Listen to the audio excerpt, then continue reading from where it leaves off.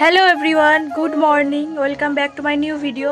আজ সকাল সকালই স্নান করে নিয়েছি। এখন আমি যাচ্ছি দোকানে বাতাসা কিনতে। আমাদের চাচান যখন অসুস্থ ছিল তখন আমি মানসিক করেছিলাম যে আমাদের যে মন্দিরটা আছে ওখানে যাওয়ার আগে হরিণর দিয়ে যাবো আর পূজাও দিয়ে যাবো। 1 কিলো বাতাসা দাও তো। 1 কিলো। ওই জন্যই বাতাসা আনতে যাচ্ছি আর আজকে বাড়ি চলে যাবো। তাই ভাবলাম হরিণরটা আজকে সকালেই দিয়ে দিই। কদিন পর কিছু প্রবলেমের জন্য দেওয়াই হচ্ছিল না। পূজাটা এখন দিতে পারলাম না, পরের বারে যখন আসবো তখন অবশ্যই দিয়ে দেবো।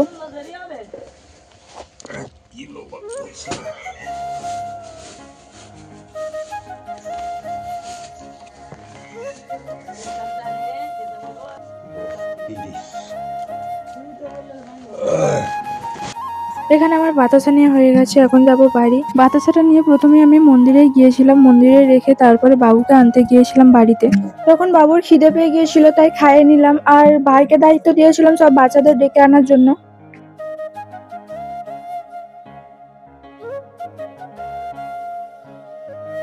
বাবুকে নিয়ে এখন চলে এসেছি মন্দিরে, আর ওকে ঠাকুরের পায়ের কাছে মানে নিচেতে শুয়ে দিয়েছিলাম। ঘরের ভিতরে রেখে দিয়েছে।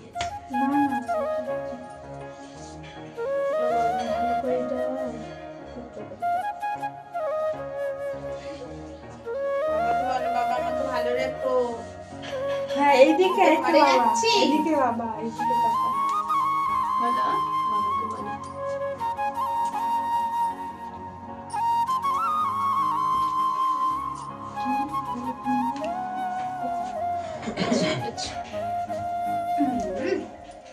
কি নাম এর? ঈশান। সব বাচ্চারা এখন চলে এসছে আর আমি প্রথমে সব ঠাকুরের পায়ের কাছে বাতাসা দিয়ে দিলাম।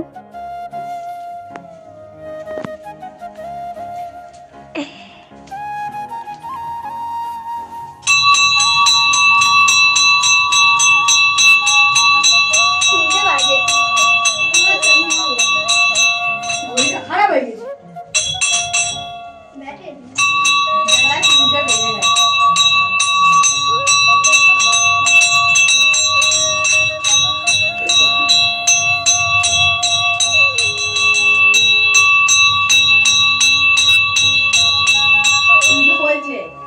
তারপর আমি ঠাকুরের কাছে প্রণাম করে নিয়ে এখন যাচ্ছি মন্দিরের পাশে যে পীর ঠাকুর আছে ওখানে বাতাসা দেব। আর এটা অনেক পুরনো ঠাকুর।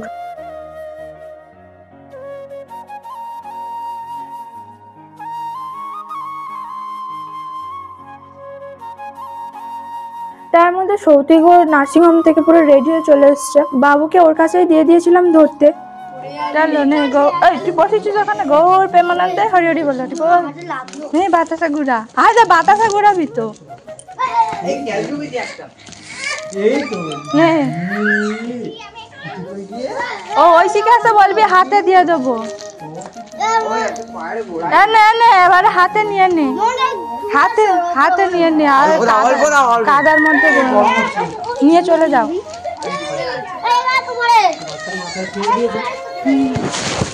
শুয়ে দিয়েছিলাম বাবার কাছে, বলো যাও। তুমি বাতাসা খাবে? বাতাসা খাবে? ঘরে নিয়ে চলে যাও। বল তুমি বাতাসা খাবে? মা এদিকে খেতে দিয়ে দিয়েছে আর আমি মন্দির থেকে এসে তাড়াহুড়ো করে রেডি হয়ে খেতে বসেছি। আর সৌতিক রেডি হয়ে এসেছিল, বাবু তার গায়ে টয়লেট করে দেয় ওই জন্য সে জামা খুলে ফেলে। ও চলে যাবে বুঝতে পেরেছে, ওই জন্য কাঁদছে। বাবুকে তার মামাই কোলে নিয়ে যাচ্ছিল, কারণ আর তো কোলে নিতে পারবে না, এটাই লাস্ট এখনকার মতো। আমাদের সঙ্গে মা যাচ্ছে, বাবার ভাই বাড়িতেই থাকবে। তার মধ্যে টোটোও চলে এসেছিল, আমাদের তাড়া দিচ্ছিল। আমরা যেহেতু একটু দেরি করে বেরিয়েছিলাম ওই জন্য ভাত খেয়ে বেরিয়েছিলাম। তার মধ্যে টোটো চলে এসেছিল, আমাদের তাড়া দিচ্ছিল, ওই জন্য তাড়াহুড়ো করে বেরিয়ে পড়েছি। আর যেহেতু দেরি করে বেরোচ্ছি ওই জন্য ভাত খেয়েই বেরিয়েছিলাম। ভেবেছিলাম লাগেজটা কম হবে, 2-3টে ব্যাগ হবে হয়তো, কিন্তু না, অনেকগুলোই হয়ে গিয়েছিল, টোটো ভর্তি হয়ে গেছে। আর এদিকে বাবুকে দেখো, ও এইভাবেই যাবে চারিদিকে দেখতে দেখতে। যখন সামনে বাম্পার আসছে বা রাস্তা খারাপ হচ্ছে তখন গাড়ি জার্কিং হচ্ছে, ওর লাগছে। আর ওরা এখনো তো ঘাড় পুরোপুরি একদম শক্ত হয়নি, তাও ওইভাবেই যাবে। দুর্গাপুজোর পরে লক্ষ্মী পূজাও হয়ে গেছে, এখন সব প্যান্ডেল খোলা হচ্ছে। আমাদের ক্যাব বুক করা হয়েছিল, চলে এসছে, আমরা উঠেও পড়েছি। তারপরে বৃষ্টি শুরু হয়েছে।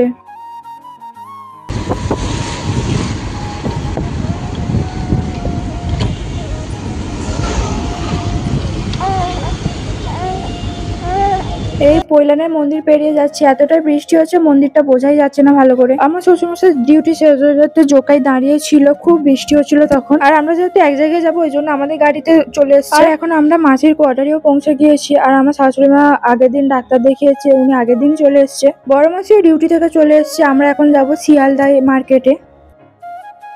আর আমরা তিনজনে গিয়েছিলাম, বড় মাসি, সৌতিক আর আমি।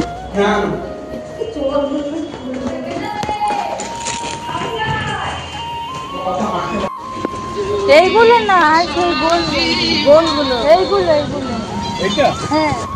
রাতে রান্নার জন্য এখন মাছ কেনা হচ্ছে। মাছ কিনতে গিয়ে একটা নতুন জিনিস জানলাম, রাস্তার উপর যে দোকানগুলো বসেছে না, মাছ দোকানগুলো, ওদেরকে একটা লোক এসে বলে গেল যে হল্লা গাড়ি আসছে, তাড়াতাড়ি নাও। তারপর থেকেই দেখছি ওরা একটু তাড়াহুড়ো করছে আর শুধু বারবার রাস্তার দিকে দেখছি, আর একটু ভয়ও পাচ্ছিল। ব্যাপারটা ঠিক না বুঝতে পেরে আমি সৌতিককে জিজ্ঞাসা করলাম যে হল্লা গাড়িটা কি। সেও বললো কি জানি না। তখন জানার আগ্রহ আরো বেড়ে গেল। রাস্তার দিকে আমিও দেখছিলাম যে কি ব্যাপারটা হয় দেখবো, কিন্তু যতক্ষণ দাঁড়িয়েছিলাম কিছুই দেখতে পেলাম না। লাস্টে অন্য যা কিছু কেনার আছে সেই সবই কিনতে চলে গেলাম। একটা দোকানে তো আর বেশিক্ষণ দাঁড়িয়ে থাকতে পারবো না। আমরা যেই থেকে এসেছি সেই থেকেই বৃষ্টি হয়ে যাচ্ছে, খুব জোরে হচ্ছে না, টিপটিপ করে হচ্ছে, কিন্তু এত কাদা হয়েছিল একটা বাজে অবস্থা। পরের দিন সকালবেলা ওই 11টা সাড়ে 11টার দিকে আমরা বাবুকে নিয়ে মেডিকেলে চলে গিয়েছিলাম চেক আপ করাতে। আজ যেহেতু বাড়ি চলে যাবো তার আগে বাবুকে একবার চেক আপ করে নিয়ে যাবো। চেক আপ করানোর আগে আমরা মাসির কাছে গিয়েছিলাম, মাসি তো ডিউটি জয়েন করেছে, ওই জন্য আমরা এখন বসে আছি। একটু ফ্রি হলে কিংবা কাউকে যদি বলে দেয় আর আমরা যাবো তবে ডাক্তার দেখাতে। বাবু তার দাদার কোলে বসে আছে আর তার পাপার সাথে খেলছে এখন।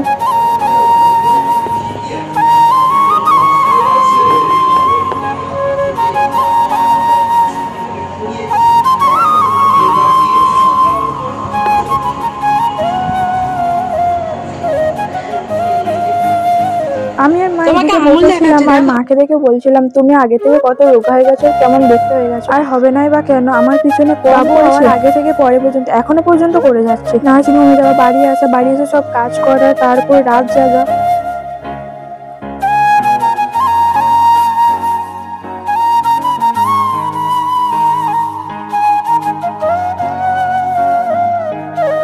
বাবুকে ডাক্তার দেখিয়ে নিয়ে চলে এসেছি মাসির কোয়ার্টার। সবাই রেডি হয়ে বসে আছি। আর ক্যাব বুকিং এর সময় একটু প্রবলেম হচ্ছে, মানে আমরা মেডিকেল থেকে যাবো ধর্মতলা, এতটা সরে রাস্তায় কেউ বুকিং নিতেই চাইছে না। শেষমেশ একজন বুকিং নিয়েছে, আসতে একটু লেট হবে, ওই জন্য আমরা একটু ওয়েট করছি। আমাদের গাড়ি চলে এসেছে, আর গাড়িতে মা, আমি, শাশুড়ি মা আর শ্বশুরমশাই ছিলাম। সৌতিক মেট্রোয় করে যাচ্ছে। ধর্মতলা থেকে আমরা এসি বাসে করে এসেছি, তাও আমার এত শরীরটা খারাপ লাগছিল ভিডিও করতে পারিনি। আমাদের স্টপেজে নেমে পড়েছি, ওখানে টোটো রিজার্ভ করে এখন যাচ্ছি বাড়ি। টোটোতে উঠে পড়েছি।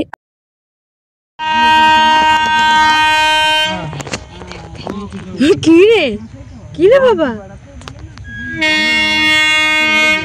ট্রেন যাচ্ছে তো, ট্রেন লাইন পেরিয়ে ঘরে। আর কত যে ট্রেন লাইন পেরিয়ে এসছে, আই কাঁদছে, ঠোঁট ফুলে কাঁদছে গো আওয়াজে।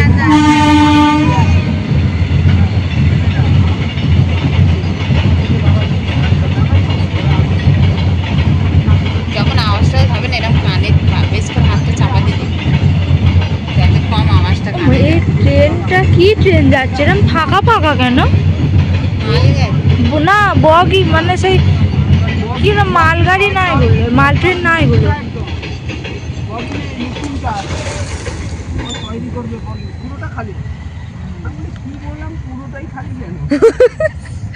আমি তো ওই জন্য বলি সন্ধ্যেবেলা নেই, লাইট জ্বালেনি ওই ট্রেনের ভিতর। আর বাবা মা স্কুটি করে যাচ্ছে, কারণ টোটো ব্যাগ ভর্তি হয়ে গিয়েছিল, বসার জায়গা ছিল না। আর গাড়িও নিয়ে এসেছিল, গ্যারেজে ছিল, তাই ওনারা দুজন স্কুটি করে যাচ্ছে। সৌতিক, আমি, মা টোটোয় করে যাচ্ছি। বাড়ি থেকেও আছো? আমরা বাড়ি পৌঁছে গিয়েছি। আর যেহেতু বাবা মা স্কুটি করে এসছে, ওনারা আগেই চলে এসেছিল।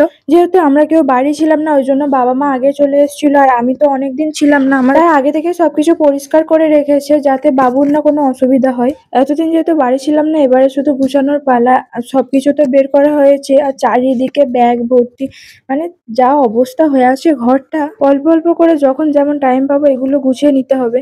আর সৌতিক যেহেতু বাড়ি থাকবে, আমার কোনো অসুবিধা নেই, দুজনে মিলে গুছিয়ে নেবো। আর আমাদের আসতে যেহেতু অনেকটা দেরি হয়ে গিয়েছিল, মানে ওই 8টা সাড়ে 8টা বেজে গিয়েছিল, তাই আমি মাকে বলেছিলাম যে রান্না করার আর দরকার নেই, রান্না করতে গেলে এত দূর থেকে জার্নি করেছে, একটা ঝামেলার ব্যাপার। রাতে সবাই মুড়ি খেয়ে নেবো।